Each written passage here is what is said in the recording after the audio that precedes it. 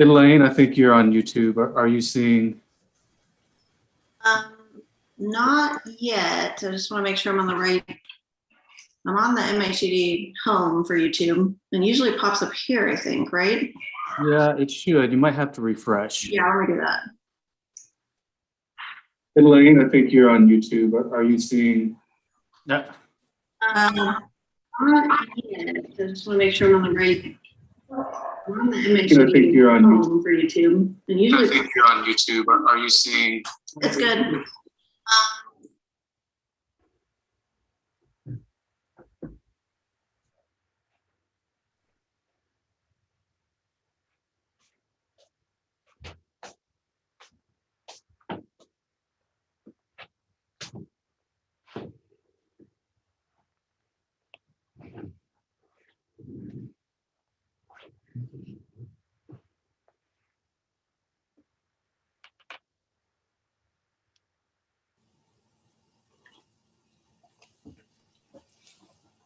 And Kristen, you can feel free to hit that start webinar button whenever you're ready.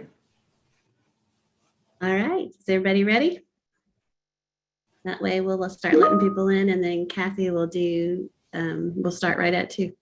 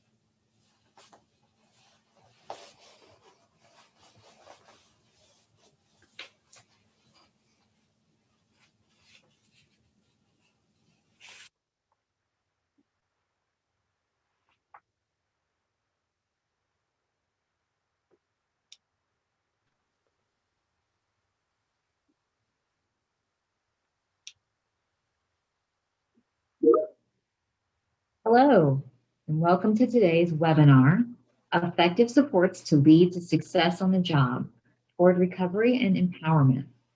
My name is Kathy Shepard-Jones. I'm the Executive Director of the Human Development Institute at the University of Kentucky. And on behalf of the Mental Health and Developmental Disabilities National Training Center, thank you for taking the time to be with us today.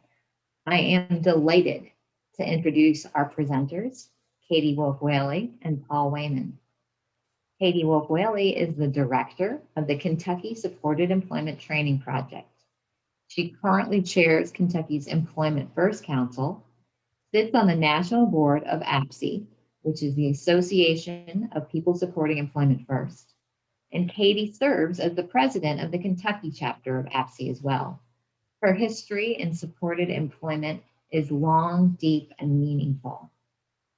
Joining Katie today is Dr. Paul Weyman, professor at Virginia Commonwealth University in the School of Education's Counseling and Special Education.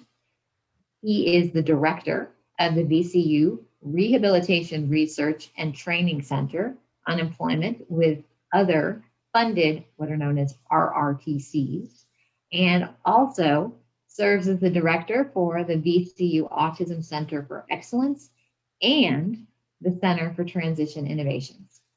Dr. Weyman has received national honors and recognition of his leadership, research, scholarly efforts, and mentorship, with strong emphasis on transition from school to work. We are so fortunate to have Katie and Paul leading this webinar. But before we get started, I have just a few housekeeping details to share.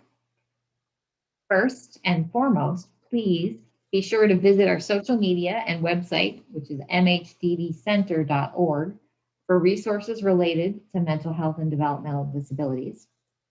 If you are joining us using the full features of Zoom, the controls are located at the bottom bar of your Zoom window.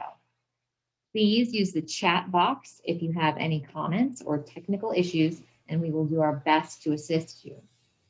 Please use the Q&A to submit questions for our presenters.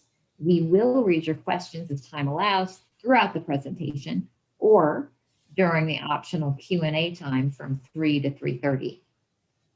This is a bonus for our attendees today, and thank you so much to Katie and Paul for doing this as well. All right, there is also a hand raising feature that you can use if you need assistance from the MHDD team throughout the webinar. Other than those who are presenting the webinar today, everyone is muted and camera access is turned off. The webinar is being live captioned. You can turn on the captions in the Zoom window by clicking the CC button on the menu and selecting Show Subtitles. You can also change the size of the caption text by selecting Subtitle Settings. ASL interpreting services are being provided by Central Kentucky Interpreter Referral. The webinar is also being broadcast live on YouTube. So if you are joining us on YouTube, please add your questions and comments to the live chat feature on the right-hand side of the screen. The webinar is being recorded and will be available on the MHDD YouTube channel and the MHDD website later this week. That's really fast. We will be sending out an email following the webinar with an evaluation, and please, please, please go ahead and complete that evaluation so that we can improve future webinars. The email that you get will also include instructions on how to receive continuing education credits. So once again, thank you so much for being here, and I am now delighted to turn it over to Katie.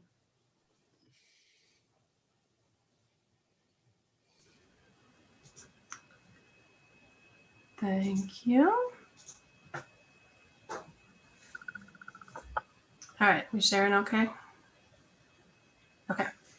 All right, good afternoon. Thank you so much for having me today and for everyone who is joining from wherever all you're coming, whether live or watching this recorded. If we were, though this is a webinar series, but if we were in person and actually got to meet you somewhere at dinner, through friends, on the sidelines of a kid's soccer game or a PTA meeting or something of the like, we would probably exchange pleasantries, right? What's your name? And then the next question is always, what do you do? Right? And why? Because in our society, adults are generally expected to go to work. It's what we do. It's a huge part of our identity. When kids are young, they get asked, what do you want to be? Because it matters. It matters as who we are as a society that this is so very typical. But for one segment of society, too often it hasn't been the typical expectation. In fact, as you likely already know, people with disabilities have much lower rates of employment than people without disabilities. So if you look at any number of statistical sets, you'll see this, that we've hovered around that 30% employment rate of people with disabilities who are employed for decades.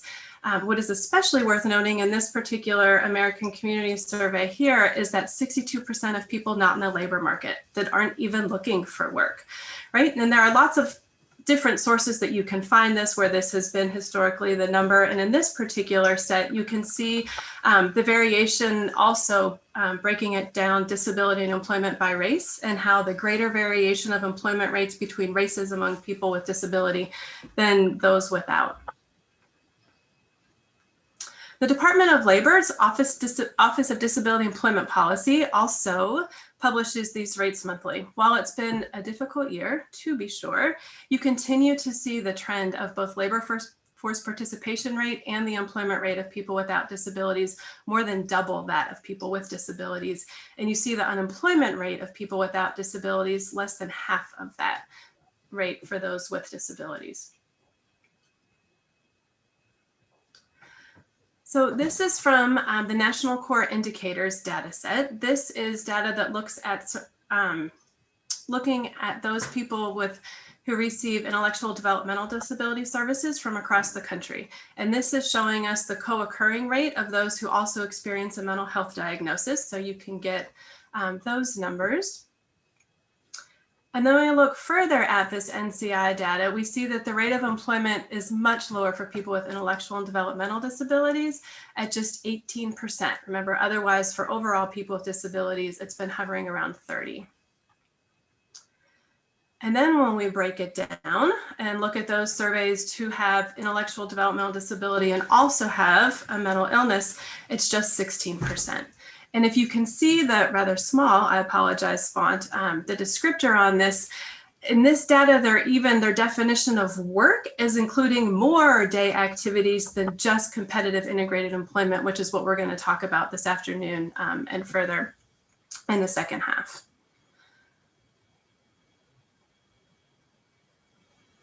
So we're going to spend a moment right now thinking about the why of this and these low rates.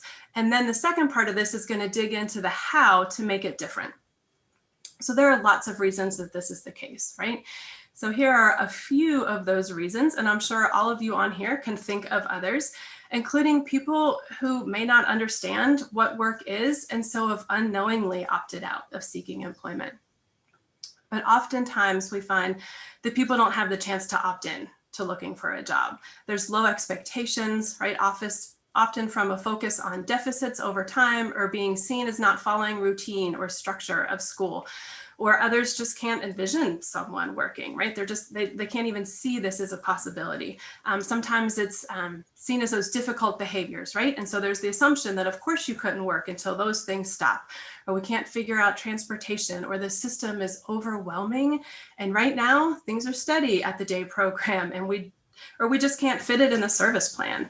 And then there's the whole issue of that fear of, for people who receive public benefits such as SSDI, SSI, or Medicaid, and that fear that if someone goes to work, then they're gonna lose all of that. When we're working with people who experience significant and multiple disabilities, these issues get even bigger. Sometimes we're so overwhelmed by all of the services that are available and provided that all those services someone needs that we don't even begin to think about looking for a job on top of all of that. And then sometimes when options are presented or even attempted, get limited to those entry-level service jobs, sometimes this can serve to screen people out. One of the things that these entry-level service jobs tend to have in common is that there's a higher rate of turnover. So if you're supporting someone who might take longer to learn a new task, or it might take coworkers a little bit longer to get to know that person or understand how she communicates, then that high turnover makes it really difficult because coworkers aren't around long enough to be able to provide instruction in ways that make sense for the person with a disability, or you never really become known by your coworkers.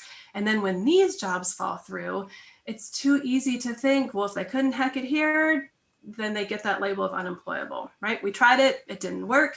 And if you can't compete for one of those jobs and keep it, then oftentimes people get left with nothing. And so we need to make sure that these aren't the only options. And because of these historically low expectations, because of the historically low employment rates for people with disabilities, because our system has so many other services to fill people's days other than supporting them to find a good job, Employment First has gained in popularity. It started as a belief, it moved into policy, regulation, and now legislation. So in general, a definition for Employment First means that employment in the general workforce should be the first and preferred option for individuals with disabilities receiving assistance from publicly funded systems. Simply put, Employment First means real jobs for real wages. So on this map, you can see what states have formal orders and or legislation. This is on APSE's webpage. If you go to apse.org, there's a link in the slides that are available for you, or if you just Google APSE and Employment First, you can pull this live map up and then you can click on your state or neighboring states and find out what's going on there in regards to Employment First initiatives. I've also included APSE's statement on employment first and another plain language employment first statement version that was adapted by a self-advocate group in your resources for today. And while these efforts are making strides, they don't mandate that someone get a job, right? It's employment first, it's not employment only.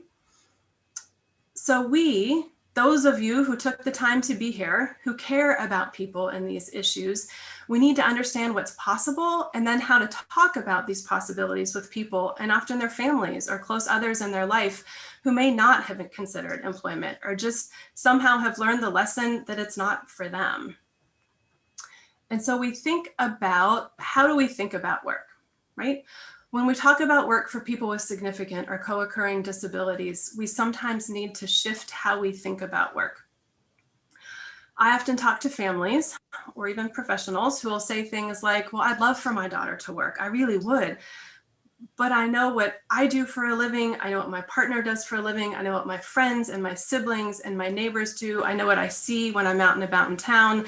And I don't know what she could do, right? And so the screened out cycle continues even when people would really like to see otherwise. So we're going to talk for a minute about how we think about work.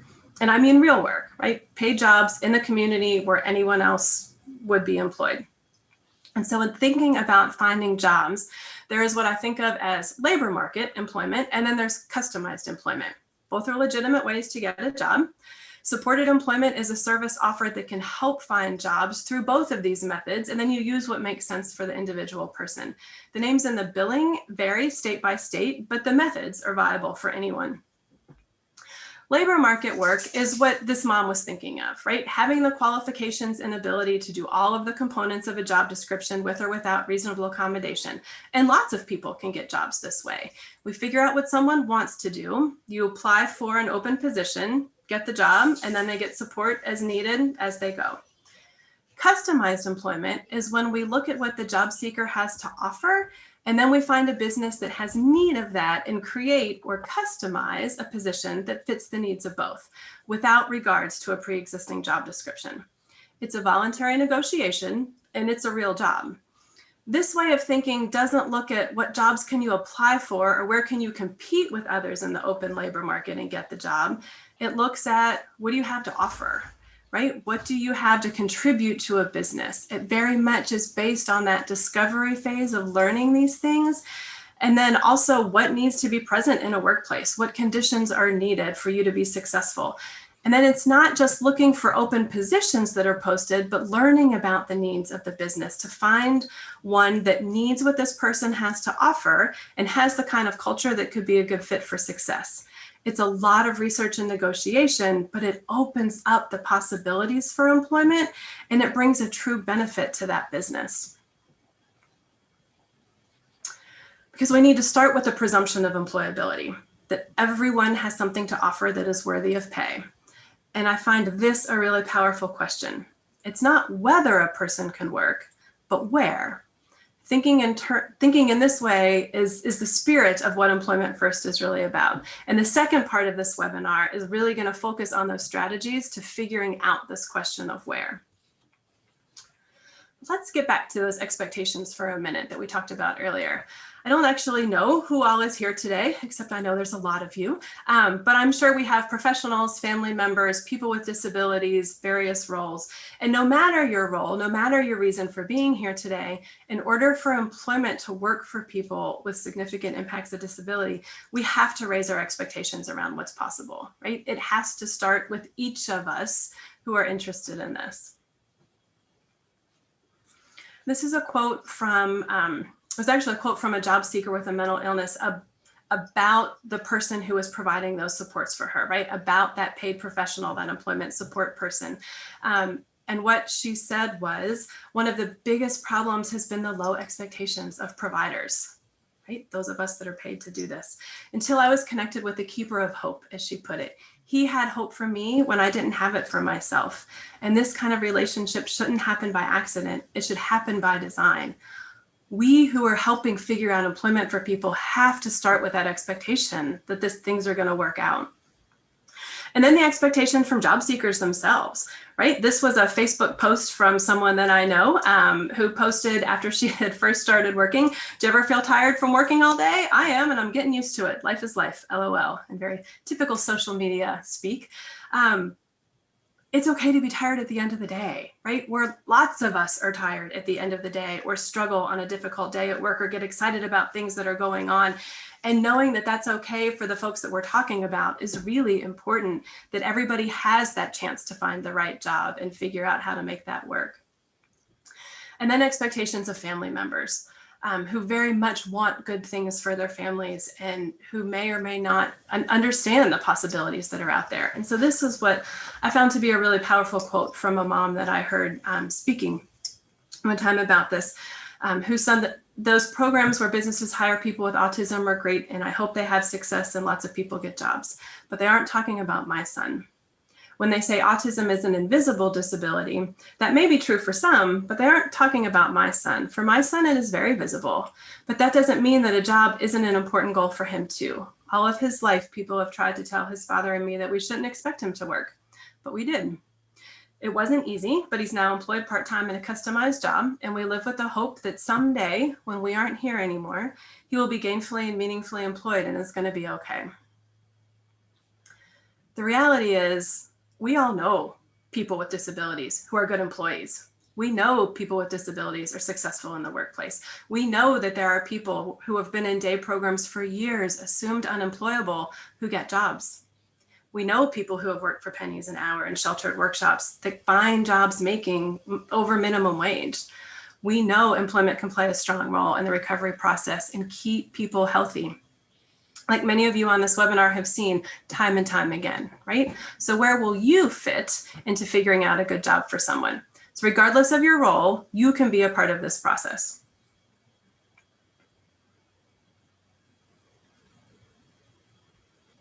So Dr. Weyman is going to get into the details of this process in just a moment. We're getting to that. But as he does, I want you to think about where you fit in.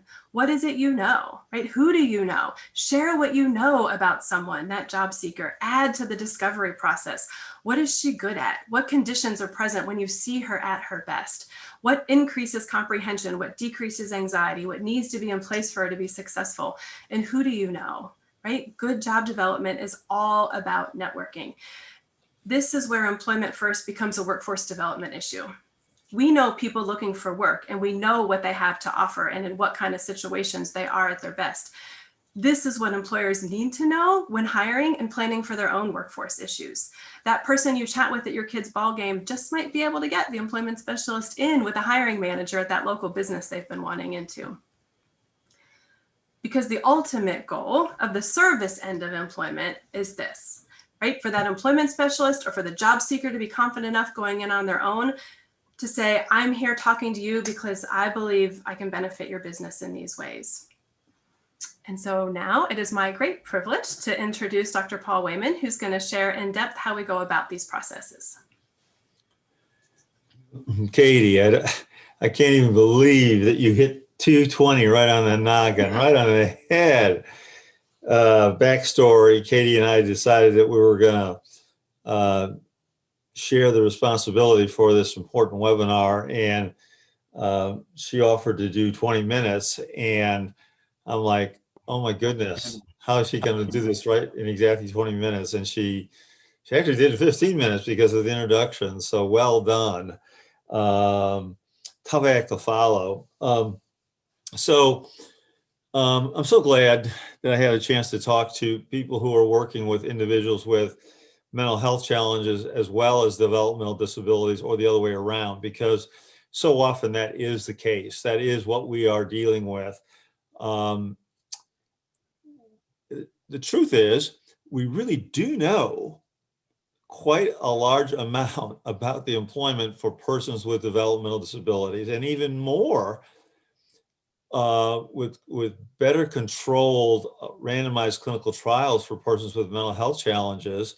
I'm sure a goodly number of you today are familiar with the individual placement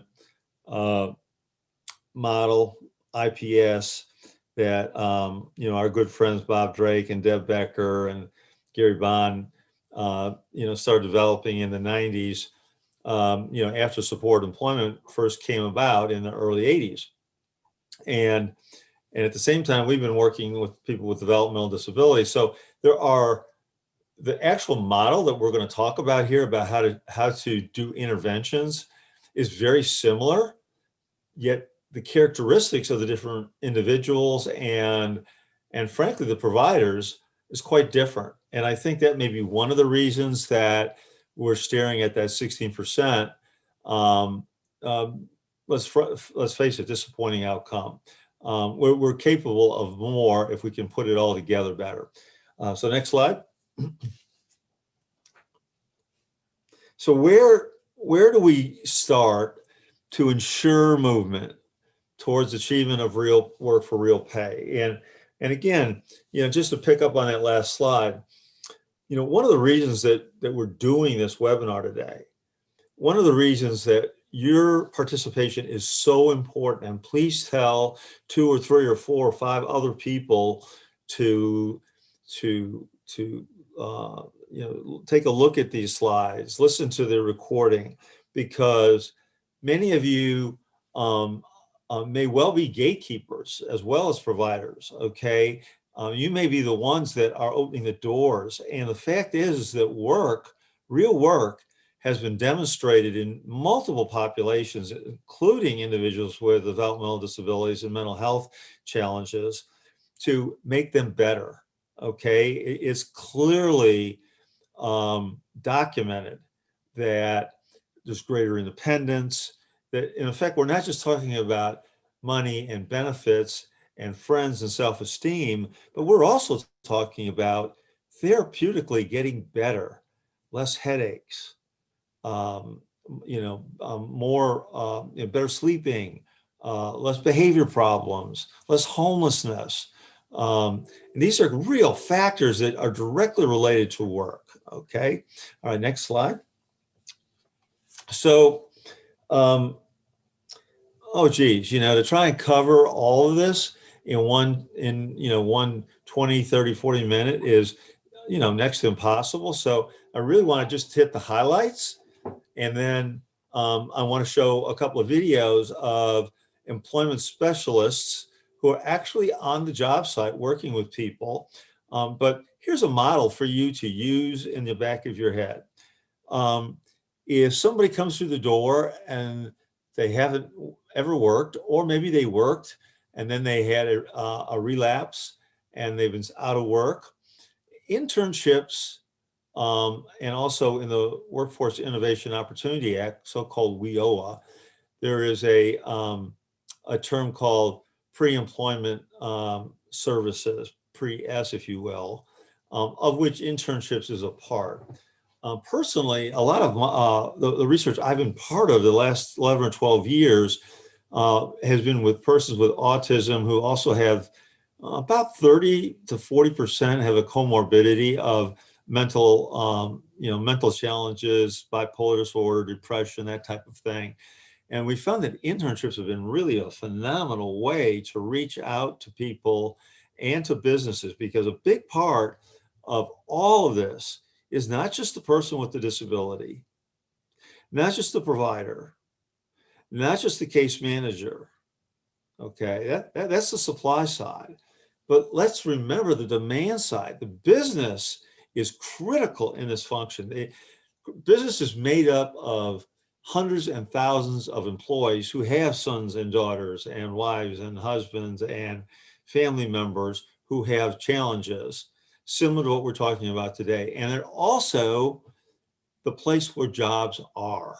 So you can either go directly through the front door and you can try and get somebody a job cold, which we do all the time.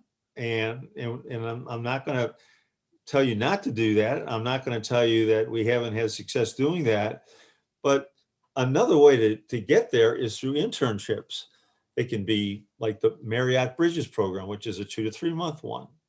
They could be Strength on Success, which is like 4 to 5 months for individuals with emotional and behavior disorders. It can be Project Search, which many of you may have heard of. It's in over 300 school districts in the United States and around the world for 9 months for transition age kids. And that's where a lot of our work's been in recent years, following part of the model from the Cincinnati Children's Program. But so internships are important for a couple of reasons. One obvious one, the person gets to find out what they like and what they don't like. And equally important, the employer gets a real good look at the individual. I mean, there is a reason that internships are so common and popular with masters in business administration, nurses, school teachers. I mean, Lord, social workers have so many externships. I've worked with people in the School of Social Work, and I've been on some of the committees with, the deans, when they needed an outside person from either medicine or education. And the amount of external work that is done has just been extraordinary in the field, whether it's HIV or whether it's, correctional institutions or developmental disabilities. The field work is such a critical component because that's how people learn about each other and finally get to that competitive integrated employment. And some of the ways, certainly by no means not the only way, but some of the ways that these strategies kick into gear are working with colleagues that are in every state. There's a vocational rehabilitation program, and most of those programs are decentralized into field districts. So if you're fairly new to the field right now and you're trying to figure out how to help your client that has just come through the door, vocational rehabilitation clearly is a resource to get started with. And then along with Voc Rehab, there's over 5,000 community rehabilitation providers. Now, some would be in your community treatment programs if you're working with people with mental health challenges, but others might be in sheltered workshops, which increasingly are being called community rehab programs under different names. The segregation is increasingly being discouraged by the U.S. Department of Justice under the Americans with Disabilities Act. Mentorship, huge factor in the difference between success and unsuccessfulness, okay? Developing relationships with business. And then what I'm going to talk about probably the rest of the way is really kind of trying to get more into the clinical pieces here of supported employment and some of the different support techniques that occur through supported employment. But these are just 3 or 4 areas, and there's others that I'm going to touch on just briefly because of time considerations. And I also think that sometimes it's always easier to pay attention and maybe learn a little something more that you didn't if you see a video of something's going on. And so in about 7 or 8 minutes, I'll start with one video. So bear with me. You only have to listen to me and watch words for another 7 or 8 minutes, and then I'm going to switch it over to an employment specialist that I work with, a couple of them actually, and you'll get to actually see some of the people, and they'll describe some of the interventions that were being used. So let's take a look at the next slide. So what is supported employment, and what are these supports? Next slide. So our target goal, and not to be simplistic here, okay, but there's so many ways that people have abused, kind of where we're trying to get, is that it is competitive work in an integrated work setting, generally for those people with the more severe disabilities who, because of the nature and severity of their disability, need ongoing support. In other words, if they don't have ongoing support, and I don't mean every minute, but I mean over time, intermittently, there should be communication between the vocational case manager, the job coach, which is a term we like to use, okay, or employment specialist. And I like to use the term real work for real pay, because lots of times there's a confusion that work for less than a minimum wage in a sheltered workshop is the same thing as competitive. Competitive work really means that if you're not working alongside people who don't have disabilities or a disability label, that it's not really competitive work. Okay, competitive work means also that your paycheck should come directly from the employer. Okay, now we like to see people work longer, but we know that some people maybe 10 hours a week, others maybe 20 hours a week. Some may say, what the heck, I can do this 32 to 40 hours a week. So, at different levels of disability and confidence, all work is good. Okay, all right, next slide. So, I'm making it sound like support employment is, we've been here forever, it's no big deal. Actually, it was a huge paradigm shift from the early 80s all the way through to when Katie was talking about employment first, which started in the early 20s, early 2000s up to 2020. And it was a paradigm shift because for so long, moms and dads and guardians were happy to just get whatever service they could get. So if they could get their kid in their son or daughter into a day program, which by the way, usually costs $15,000, $18,000 a year, they were happy with it because it meant that their son or daughter was going somewhere, and they were hoping and under the impression that their son or daughter would get better and could leave there and maybe get a job. No, didn't happen. Okay. In fact, we know from the Department of Labor statistics that when the longer people stay in the segregated programs, the less likely they are to exit into real work for real pay or the competitive integrated employment. So my bias has been the sooner the better. Okay. Because what we want in supported employment is we want to put people out quickly, as fast as possible. We want to see that big smile on their face. We want to see them feeling good about themselves, changing their clothes into work clothes. Okay. We want the mom and dad to go to the soccer field and say that my son or daughter is working at, Best Buy, or he's working at DMV, or she's just started work at Starbucks for the first time. And, she's met so many new people now. Okay.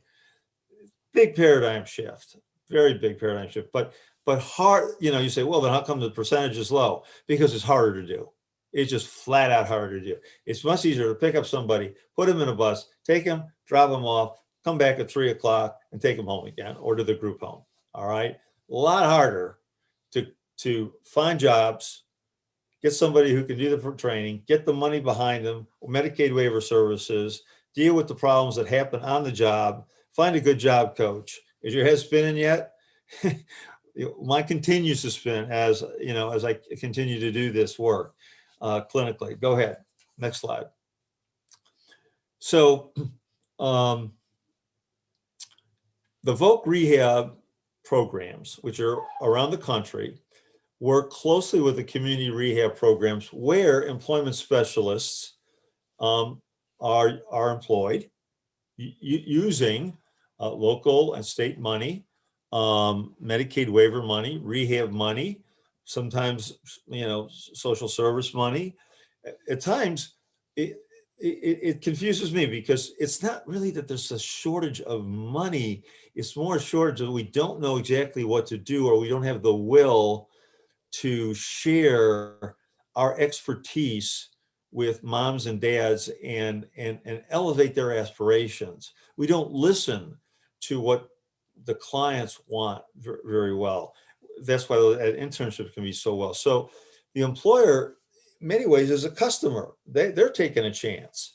We need to identify business needs. We need to think about creating relationships with businesses and maintain networks with businesses. And you're thinking to yourself, oh, who is this guy? What's he talking about? Well, it just turns out I happen to have an undergraduate degree in business, but then I went on and got a degree in psychology, and many of you may have degrees, you may have MSWs, you may have maybe psychology, but there's probably a limited number of you that have BBAs or MBAs or have worked extensively in business and then are career switchers. If you work in business, you realize, or if you are a part-time worker in business, and we love to hire job coaches who worked in business, then you see the people who are coming in to buy your product, okay? And therefore, increasingly, what we're finding is that they want to see people with disabilities working there. They like to go to a company where people with disabilities are. Next slide, please. So you build networks and partnerships. You concentrate on the business. The primary objective is to expand and maintain those networks. And so something Katie said, not that everything she said wasn't brilliant, okay, but one was particularly brilliant, was when she was talking about when you're looking to try and build a network or try and help a client that's just come in your door for a job that may have a tough history. Look around at their friends. Look around at your friends. Think about the connections that you would use for your own son or daughter. Who do you know in church? Who do you know in business? Who is in your neighborhood? And then when you're driving around the neighborhood and you see these for work signs, could my client possibly work there? Okay. Or could the referral of who I was thinking about work there possibly? Okay. All right. So let's take a look. One more word slide. And this is doing horrible justice to support employment because people talk 2 days on this, okay? But in a summary, you're going to meet two ladies. One name's Alyssa. The other lady's name is Whitney, and they're working each with different clients.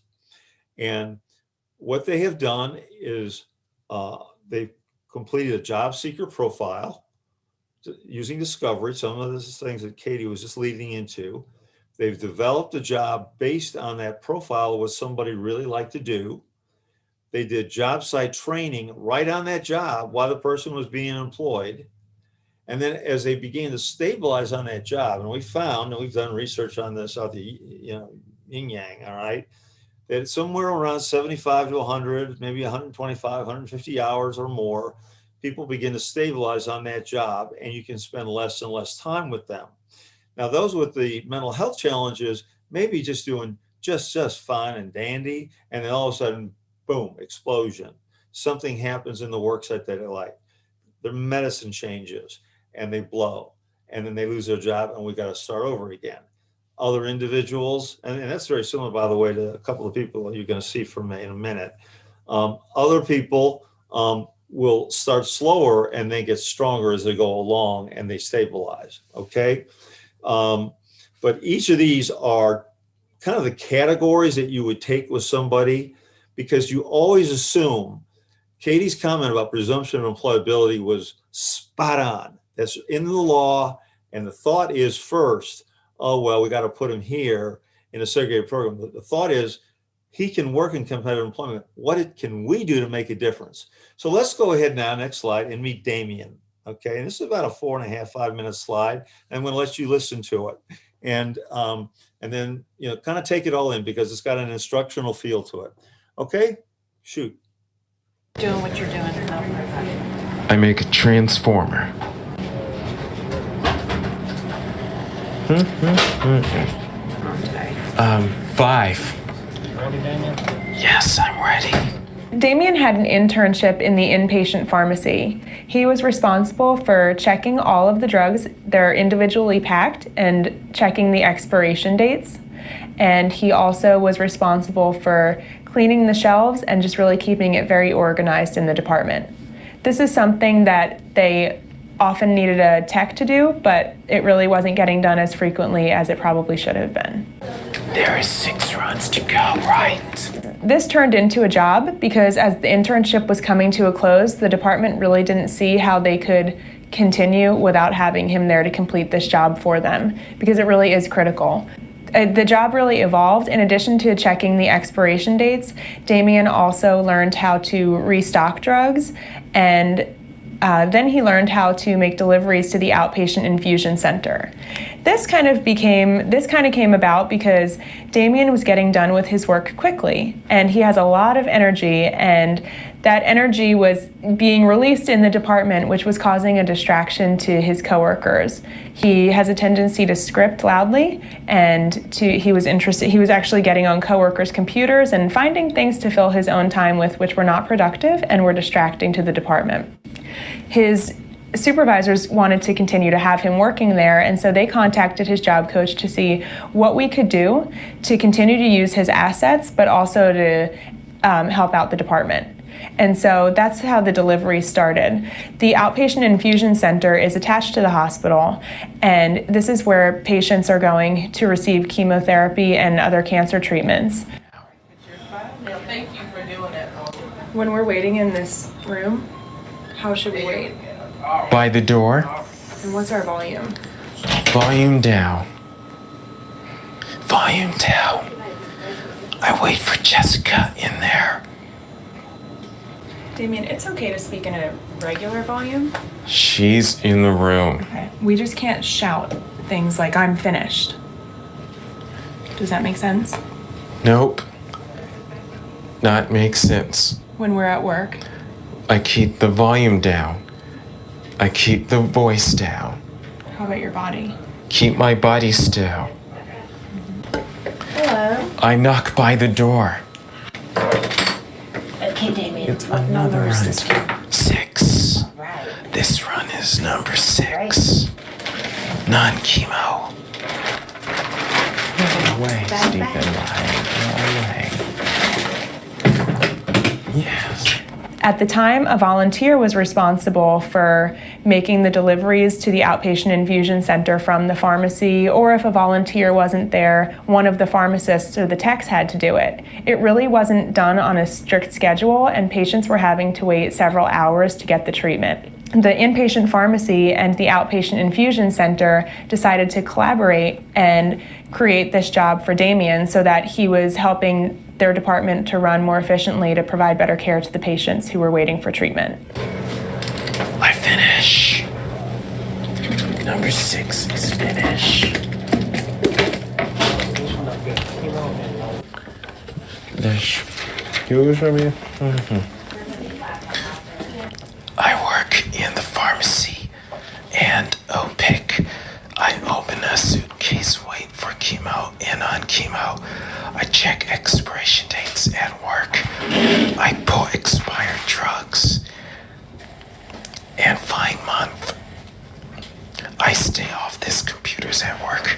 I eat lunch. I follow the rules. I follow the plan. Who wrote that? I wrote it. That's great.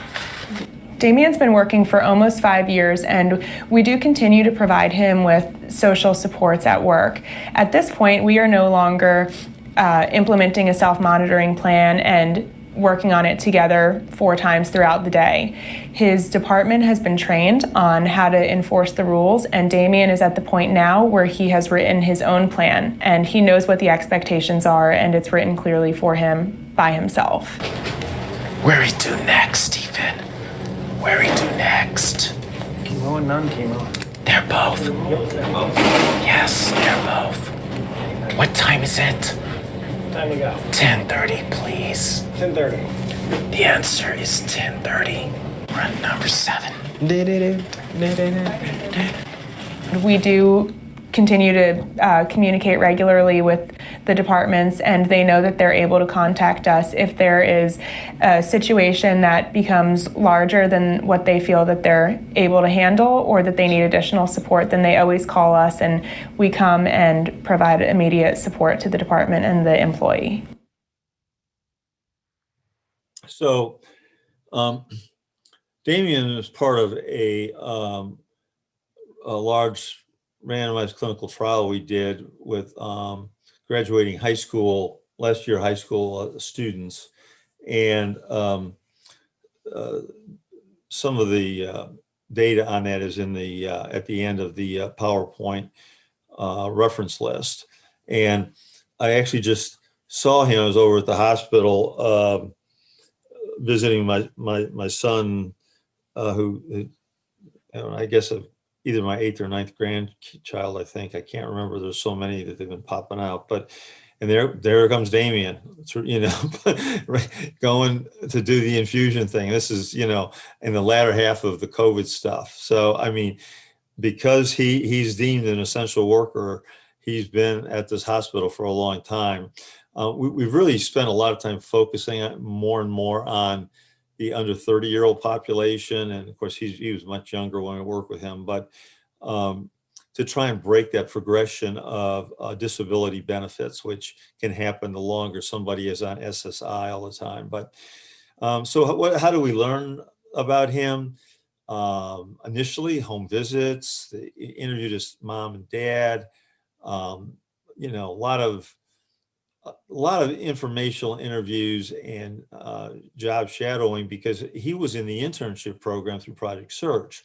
So it was really easy in many ways, because the hardest time was in his first, several months of the internship trying to navigate the hospital. But then after that, he got better and better and better and more capable. And the guy never misses work. Okay. So, when I put up the thing about the profile, these are some of the pieces here. These bullets are the pieces that give you, some of the ideas about individuals. And sometimes, if you're dealing with somebody who is minimally verbal or just doesn't want to talk, these are some of the ways that you can pull information out. Next slide, please. So, the job coaches, this is a list of the different things that a job coach will do.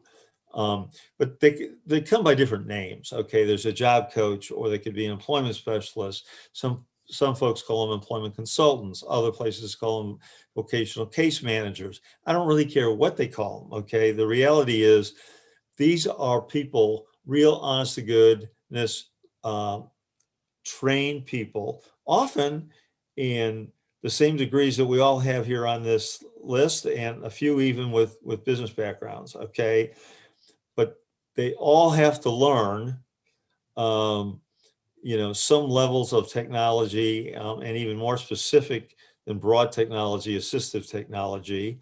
They're going to have to learn about getting people to and from work. They're going to have to learn about talking with moms and dads. They're going to have to really be good at, frankly, coming up with ways of dealing with behavioral issues, behavior problems. So applied behavior analysis is a major aspect of what we ask people to do. Not necessarily because people are behavior problems, but because it's a good way to systematically train skills. We're collecting data on site, and then that data gets fed back to the rehab counselor, who actually is often paying for it. Okay. So it all kind of works like, you send the person to rehab, they do an evaluation, they make them eligible, then they send them to a community rehab program where we hope that there's a good, well-trained job coach who then starts this process that we were talking about. Okay. All right. So next slide. So the next slide is about a young lady named Ellen.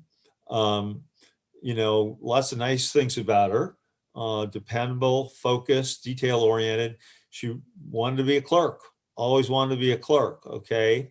And so one of her internships was more, clerical.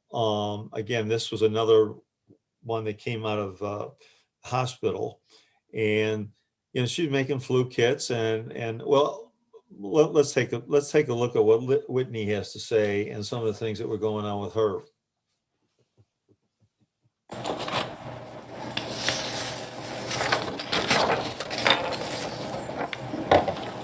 Ellen was in Project Search in 2010-2011, and she has been employed at St. Mary's Hospital since the summer of 2011. When Ellen was in Project Search, her internships were with Employee Wellness, the Foundation, and with the Diabetes Treatment Center. Each of the jobs that highlighted her skills were clerical types of tasks. And so we worked through the hospital to find offices where we were able to do paperwork and data entry. To scan all the documents, it will be done for 2 months. Ellen showed us that she really excelled in these areas. She does very well when she has a structured routine, when she's working independently, and when she's in a quiet space. Ellen has a tendency to talk to herself while she is working and throughout her day. She does a lot of scripting and her voice can increase in volume. And so it's better for her and for others for her to be in a more quiet environment. The job that Ellen has now is with employee wellness, and she thrives in this job because it's so structured and it's so routine. She comes in each morning and her job is to do scanning. This might seem really mundane, but it's an important job for the hospital, and it provides her with so much comfort to work through her daily routine. There have been times where we've asked Ellen to do things that were not a part of her routine, and that unexpected change can be really challenging for her. They're yelling loud, normal voice, normal in public. I mean public and private. Okay. So when we're at work, which voice do we use? Blue. So Ellen has an iPod with her every day at work, which she keeps some work supports on. She keeps this on her desk. One of the things, the background of her screen is what we call the incredible 5-point scale. And one of her challenges is keeping her voice volume appropriate for the workplace. And so this is a reminder for her of where her volume should be when she's at work. What about gray? No talking. That means quiet. It also comes in to play when we're providing her with instruction, because as opposed to being like, shh, we have to be quiet, or, telling her you're being too loud, we can simply ask her a much more subtle question like, what color should we be at, or where are we, or to just even point, depending on what the situation is. Her employer is also aware of this and is able to give her the same cues. Do I need to take this off or not? Not yet. Not yet. For how many minutes have left? Maybe 5?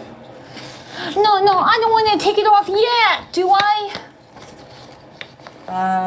Maybe 3 more minutes? Yes. Okay. Yes, it is okay now.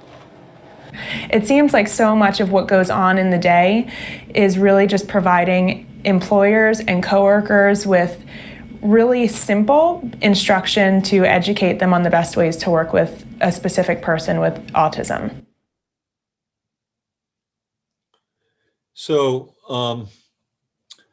let's get through these last couple slides, and then I've got a few comments that I want to add about the application of the model here that Katie and I have been discussing to other populations, or populations that you may deem closer to who you work with. Okay, but technology is very important, and I might add that, well, I'm going to show you something of somebody who was at Walgreens. The reality is that really, if you look at Teladoc and Roman and a number of companies that are coming out now, everything is being done increasingly, even pre-pandemic, using remote connections. Okay. Bug in the ear types of things. So instead of having Alyssa stand there as a job coach, you could be having somebody who was senior to her guiding her with some of the problems that this young man is having, for example. Or rather than having Alyssa sit there with Ellen, maybe Ellen could have a bug in her ear getting the information. And those are things that we're experimenting with right now. I know in Iowa, well, he's retired now, but a guy named Dave Wacker has been a real leader in doing that and helping deliver services for kids with emotional and behavioral disorders to teachers, because it's such a spread out, a rural area. Okay, so let's take as we close out here, last couple slides or so. So technology is going so fast, clearly it is 800-pound gorilla if you can keep up with it. Go ahead. So, if you look at 2G, and that's going way back, here we are now in 5G. task reminder alarm. And a lot of this is still very appropriate. Memo for task description. And a key feature here, auditory cues and also task sequences, because a lot of folks will forget. Now, you might say, well, that's because that person's got an intellectual disability, but it could also be because somebody has a history of alcoholism, okay? And, you know, that alcoholism has caused them to not think as clearly, and therefore, you know, their brain is not using the executive function as well. And we found this over and over again with people that we work with traumatic brain injury and PTSD coming back from tours from overseas. Next slide, please. So, you know, you have things like automated reminder alarms for people who decide that they want to oversleep or not catch the bus on time. Photo sequences so that they're, you know, they have pictures that tell them what they're supposed to be doing. And I don't have to read these things to you. You can, it makes sense. Go ahead. And, you know, then we have, you know, here's a picture of a guy who's minimally verbal, still in with his mother, 34 years old, but guided with alarm reminders and activity descriptions for each task day as a custodian. All right. And, you know, popular thing now is to say all food and filth jobs are terrible. And of course, the ones that I just showed you in the hospital were not food and filth, but I come from the camp of all work is good, especially if it's the first job, okay, to build a career. All right, so as I close out here, again, with about a minute to go, it looks like, and that's kind of more the same, reducing anxiety from shifting from task to task and living perseveration on a particular task. I want to leave you with these thoughts because you know, the very title of this webinar includes such a broad range of challenges that people are going through. You know, it could be more mental health, or it could be more DD, or one could be, or it could be both, but one is influencing job procurement for them more so. And a lot of that has to do with brain function, but it also has to do with their desire to work and the family. I mean, we've spoken very little, really because of the limited amount of time on the family. We know that the key features for kids in high school, the number 2 predictors are having work while they've been in high school, so they have a work history and they're used to working. And the other is the family aspiration and support, okay? That can happen for people who have depression.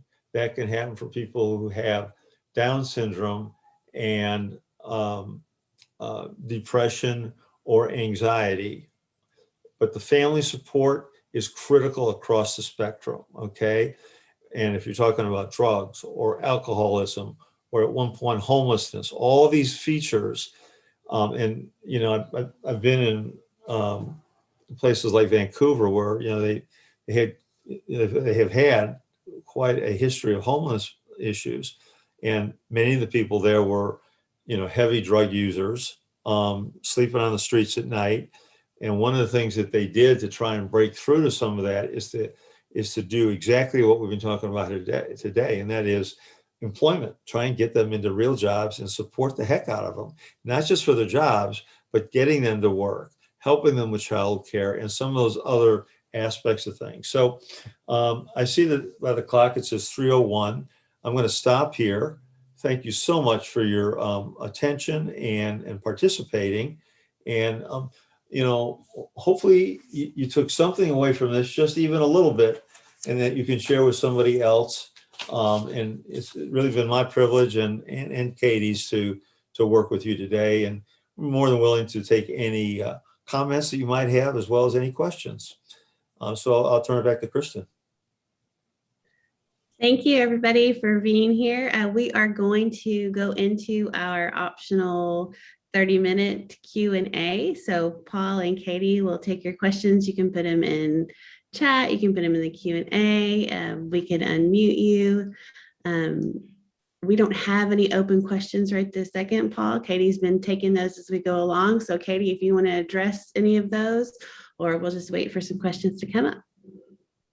And thank you all who are here that have time constraints or are choosing to leave. We really appreciate your time today. Thanks. Questions that were brought up tended to be with how to locate services.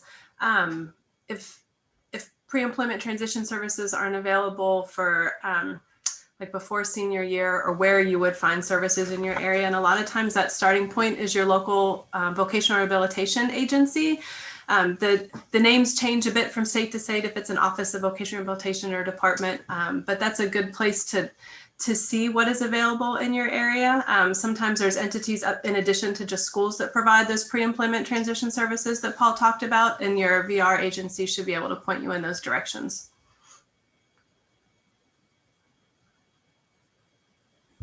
Thanks, Katie. There is a question in chat about an age when interest wanes on the job, or maybe a time period of being on the job, or what do you do when interest wanes on current jobs?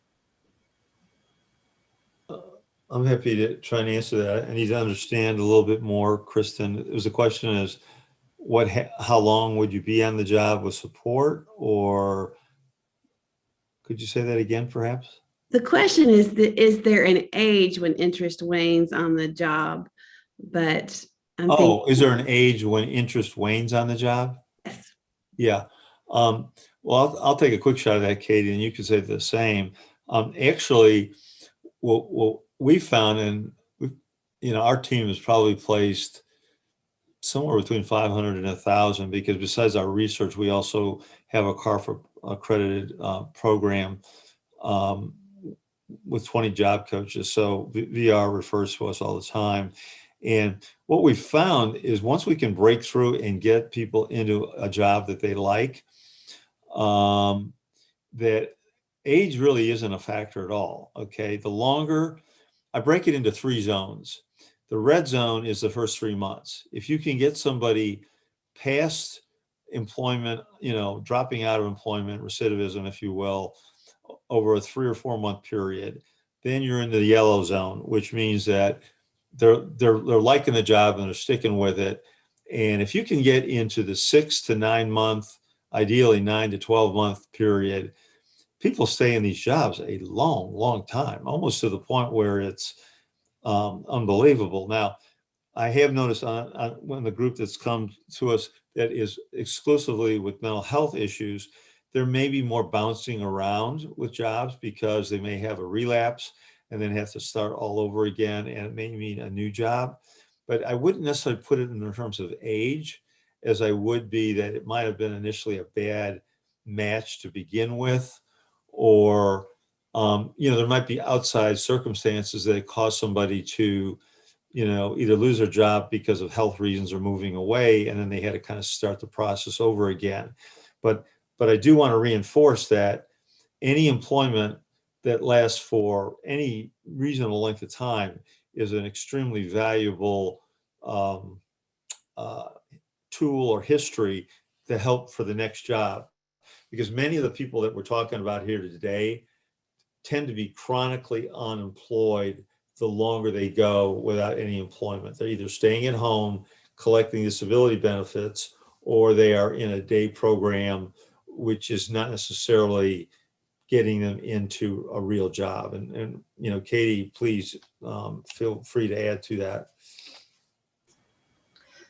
Yeah, I would agree with what you said. It's certainly not an age. I think that's the premise behind that idea of employment first, is that we look at employment first so you get into a job, rather than, as Paul talked about, kind of languishing in those other services. Or I'm sure we've all heard the term of kids who graduate to the couch, and don't go to work, and it's harder to get into the workforce then when there's been that lapse. And as he said, I think that job fit is so important. So one thing I would caution people of is, even if it's a really great job for someone, especially someone right out of high school, for a first job for someone, and it is really cool and it's a good fit, a really good job now isn't necessarily still a really good, interesting job 3, 4, 5 years down the road. Most Americans don't stay in the same job for their entire life. And so we want to make sure that that's true for the folks that we're talking about as well. If you just look at random social media, you see people always celebrating that someone's worked at McDonald's for 25 years. Well, that's great if they really love it, but most people don't work in entry-level jobs for 25 years. So always looking at what could come next and what has someone learned from this job experience. And if the interest is waning, maybe they're bored, right? Maybe there's more tasks that they want to take on, or different things they want to do, or different things to try, or get engaged in different ways at that business or in other businesses. And those are always important things to look for, and for yourself or on behalf of someone you care about to advocate for in the system, to make sure people are paying attention and keep looking for something that could come next to build that career. I have a 19-year-old who's, not receiving VR services, and she gets pretty bored with jobs pretty quick. So it's about that interest and engagement for everybody. Thanks, Katie. Okay, internships are helpful, but all too often they are limited to younger people, meaning those who are college age and a little older than college age. What about workers not normally considered for internships? What kind of options are there? So that is true. That is true. However, well, let me cut to the chase on this.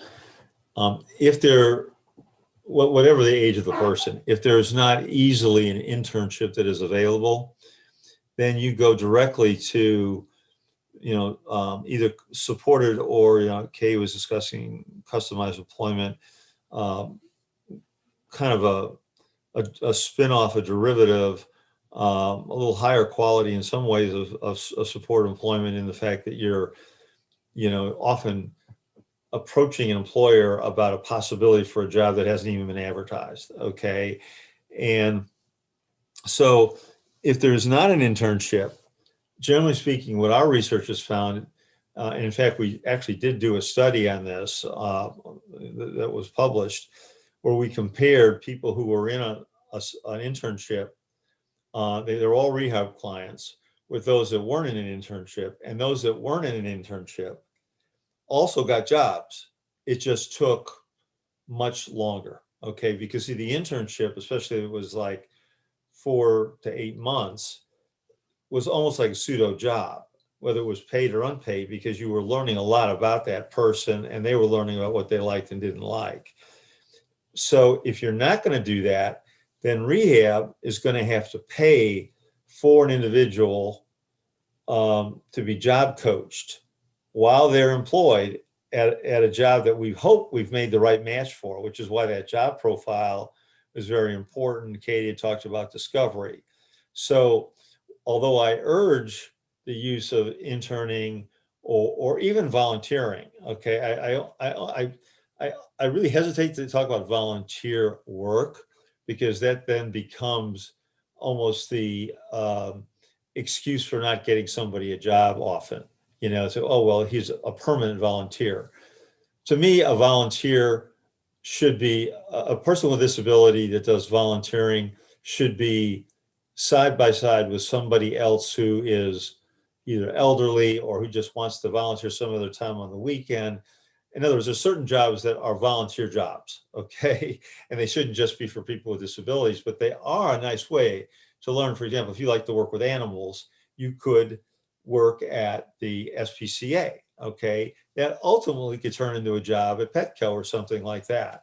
So that's a good question. And again, I'd like to punt it over to Katie for her comments too, because I know many of the folks that are in employment first states, they certainly don't all have access to internships like Project Search or Bridges.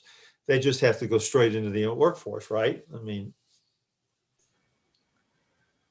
I'm not sure I have a lot to offer. I mean, I know our state has an office that within the state that's not disability specific around internships and apprenticeships. So you might see just what's available in your state typically that may or may not be connected to a VR agency, or that maybe your VR counselor or a CRP, if you're working with, could get in touch with and learn more about those opportunities. or like Paul said, it might just be something that gets set up to have a work experience locally when you figure out what someone's interested in. And I always kind of look to what's typically done. Like if at my age, if I needed to find a new career, I probably wouldn't be in an internship, but I would be talking and doing those informational interviews that he talked about to learn more about what the practical parts of a job are and what the reality is. So what are those ways that we figure out what it is we want to do next for anybody, and then try to apply that with the person that you're talking about as well. Kristen and Katie, and to the person who offered that excellent question, internships are a luxury. Okay, it is nice to have an internship because the business gets to know the person, and the person gets to know the different things in the job that they might like and not like. But for many, many years, and in most places, you don't necessarily have an internship. You have to go directly to letting the person do what's called situational assessments, okay, or job shadowing, work tryouts. And then those are much shorter, but they at least give somebody a taste of what there is out there, okay? And then the employer will hopefully consider hiring them.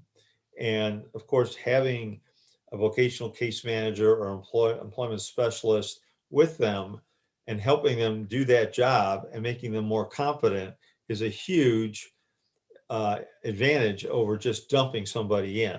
I would never dump anybody in that did not have, a good likelihood of being able to be successful. That's the reason for the whole invention, if you will, of support employment and the customized employment ideas. I see somebody else has raised their hand, Kristen. Yeah, we do have a couple more questions. At what age do you suggest to start mentioning jobs and prepare the mindset of individuals? Really, as soon as possible. I was going to say, I was going to start saying chores around the house is not a bad idea. 10, 11, 12, 13, summer jobs when you can get a work permit at 14 or 15. Build an ethic, a work ethic early on. And again, I'm back again. We now have research evidence that is supporting the fact that those who have paid employment across all disabilities, those that have paid employment versus those that do not are more likely to become competitively employed. And rehab would much rather see somebody who had a work history and a resume and could get a recommendation. So we want early workers. We don't want to deal with somebody who's been in a state institution for 30 or 40 years. Now, that's what happens with deinstitutionalization. And lots of times you have people in day programs, and it's almost like day institutionalization. And it just takes way longer to be able to break through, and everybody gets frustrated because of the time it takes for somebody to get those jobs. Great question. Yeah, I think it goes back to that question of asking all of our kids when they're young, what do you want to be when you grow up? And thinking about those things and just starting those expectation seeds when kids are young. I see Sandy Whitecamp has asked this question in a couple of different places. Yes. And unfortunately, I would typically say, oh, you need to call the benefits counselor. But since you are the benefits counselor, you've thwarted my answer. But it's a really big... It's a really big barrier to employment and an issue for a lot of people. And as you, the benefits counselor, knows, first you have to know what the realities are, because a lot of people can earn a lot more money than they realize and still keep that Medicaid or some of those benefits. Someone else in a string asked how much people can make how do you balance tasks versus keeping your Medicaid? It depends what kind of Medicaid you have in your life, and that level of income is different state by state, often depending upon your Medicaid threshold. Sometimes you can get an individual threshold. So first you need to make sure you have a benefits counselor in your life, for someone who really truly knows what they're talking about. Sandy, I'd be curious to hear what you have found helpful, but a lot of times family needs to hear from other families. They hear so often the stories of the sky is falling and, oh my gosh, we lost everything, or we got this letter from Social Security that we're going to have to pay everything back. regardless of what the letter may or may not have really said, right? There's that fear, and those stories spread quickly. So I think when you can connect families or people who have gone to work and realize that the Social Security Medicaid sky didn't fall, or that had good benefits counseling to figure out how to plan for that, that can be really helpful, because Paul and I and the folks that we work with can be really good professionals, but families listen to other families. And so finding those kind of connections can be really good. Totally agree. And having Social Security's documents, right? Like pulling things from their website or fact sheets that maybe a state benefits information network system or something has, that are in plain language and easy to read, so that families can better understand the reality of what can happen and all the safety nets that are there. Okay, here's one about the current pandemic. Do you foresee the pandemic as being a barrier for adults with disabilities new to the working world? They're finding some businesses hesitant on working with programs. Yeah, so there's been a lot of discussion about that, of course. We did a thing in collaboration with Autism Speaks, because they were very interested in how COVID affected individuals with developmental disabilities. And we actually interviewed 5 people that had worked from anywhere from 1 to 2 years to 10 years. And we're writing up a paper that's kind of a qualitative analysis of their responses. And it was really interesting, because all the people wanted to work, and they wanted to keep holding onto their jobs despite COVID, even when it was ravaging like crazy. And 4 out of the 5 did all keep their jobs. They had their hours reduced because the business was doing significantly less business, but they have proven themselves to be so effective. And a couple of them were, in the hospital, and they were deemed as essential workers anyway. Okay. Now they weren't in the COVID unit, but, there was some elective work that was still being done at hospitals, like infusion for cancer patients, like you saw with Damien. Okay. So what I would say is that if the people that we've worked with in the model that we've described have been placed in an appropriate place that they like, and are well liked by the employers and are doing well, they are less likely, they have shown themselves less likely to be fired, and have been able to come back more quickly than others who were inconsistent with their work, and they got more hours. Now, of course, you can't answer that question without looking at the whole economy right now. And the whole economy has been somewhat turned upside down with, tremendous gross domestic product growth. And yet employers can't find people to do jobs. And that's because either the employment benefits are too much in the state, or people don't want to go back into the same jobs. They want different jobs. I mean, I think the economy as a whole is going through kind of a crazy transformation, which will probably happen through the rest of 2021. So the question is an excellent question, but it has to be viewed in the context, I think, of the entire economy. And I have talked to a lot of employment specialists who said they've had better response from employers throughout COVID, who are really looking for employers. So a lot of that is, I think, how we explain what it is we do and why this person could be a benefit for that business, regardless.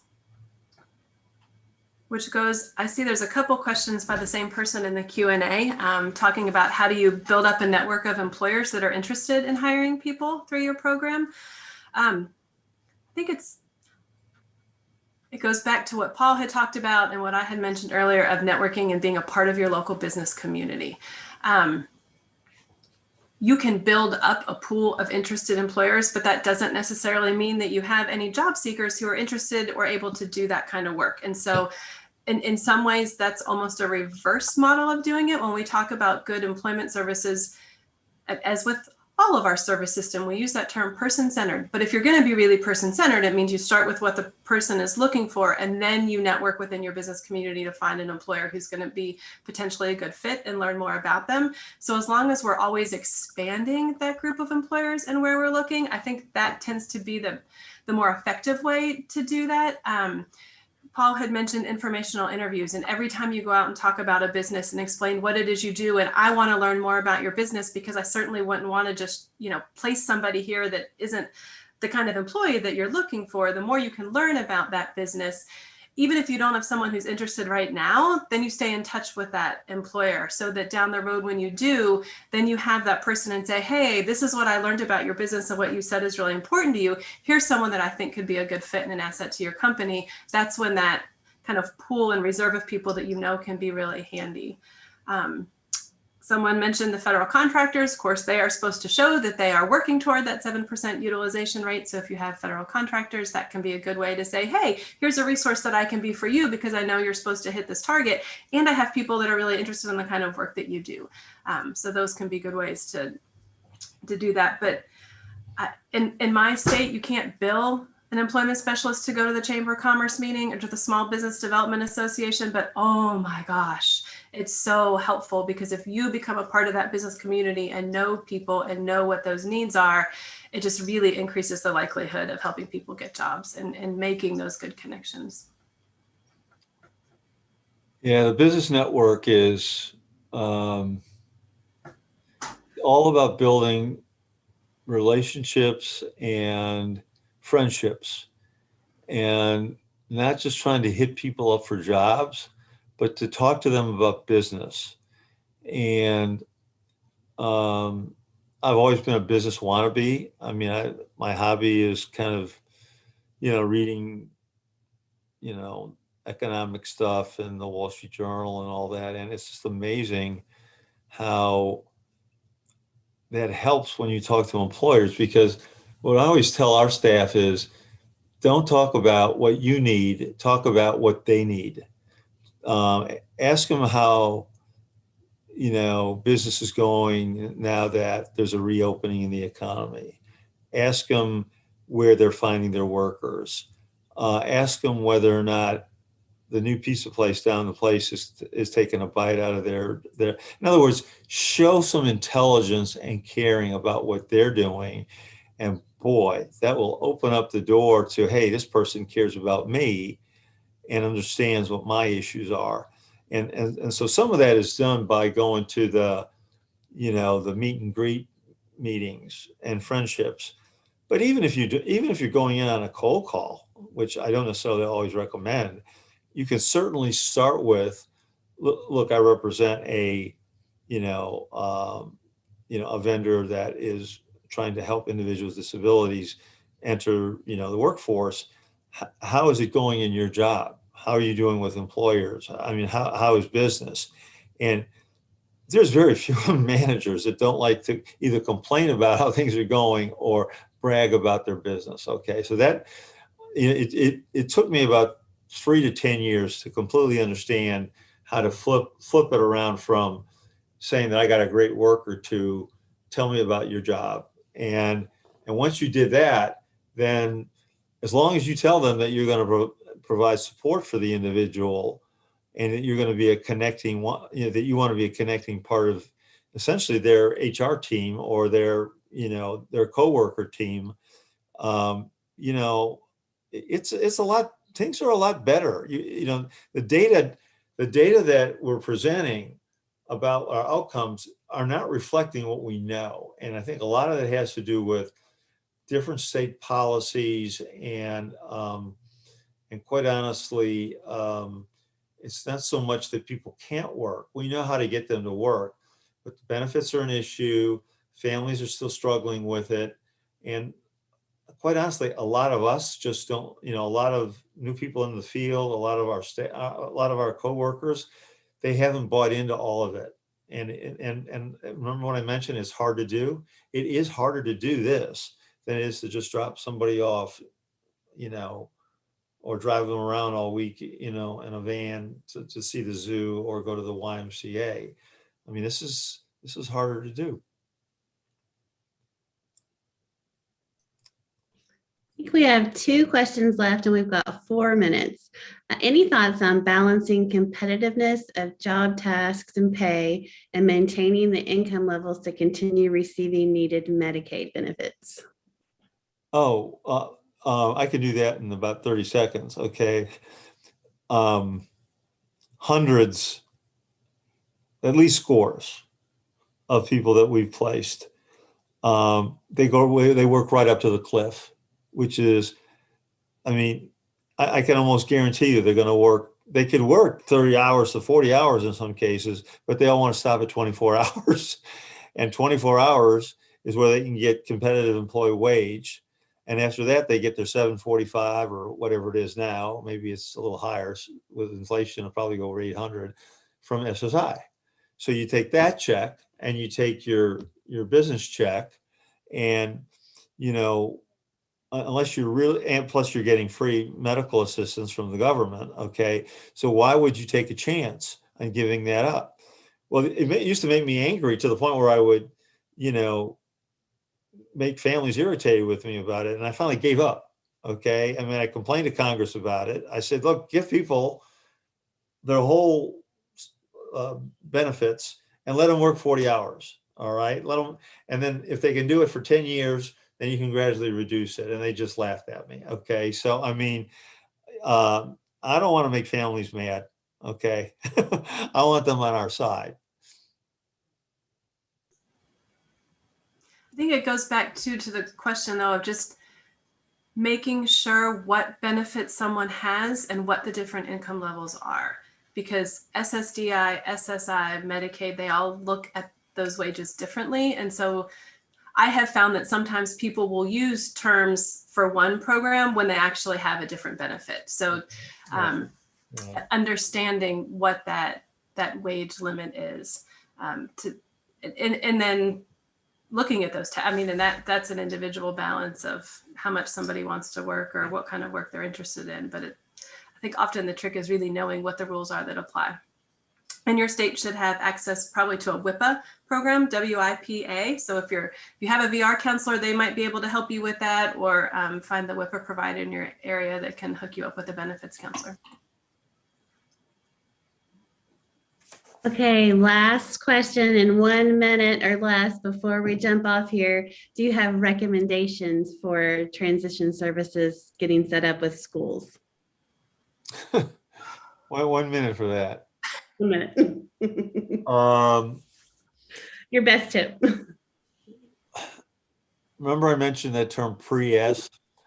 I would talk to your teacher, your transition specialist, and or your local Voc Rehab person and see whether or not your high school is engaging in the use of pre-employment services, because there are 5 components which are progressively more intense to lead to a job when you leave school. Okay, that's my 25 seconds. Katie, I'll let you have the other 30 seconds.